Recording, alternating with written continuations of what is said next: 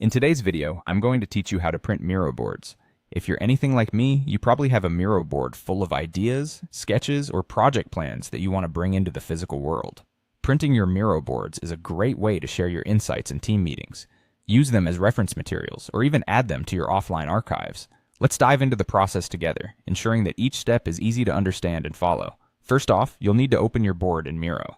Head over to Miro's website and log into your account if you haven't already. Once you're in, select the board you want to print from your dashboard. It opens up your canvas of creativity, filled with all the visual elements you've painstakingly put together. Now, to ensure your content looks organized and ready for printing, it's highly recommended that you arrange your content into frames. Think of frames like separate pages or sections of a book. This helps in segregating different sections of your projects or ideas, making the printout structured and clearer to comprehend. If your board is already set up nicely, this step won't take long.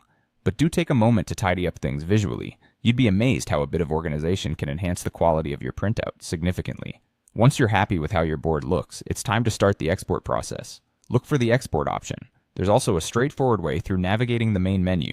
Simply go to Board, then navigate to Export. This menu is your one-stop option for transforming your digital board into a tangible format. In the next dialog, you'll need to select Save as PDF. This makes sure that all those carefully placed ideas, images, and notes are captured in a fixed format that is universally recognized and easy to print.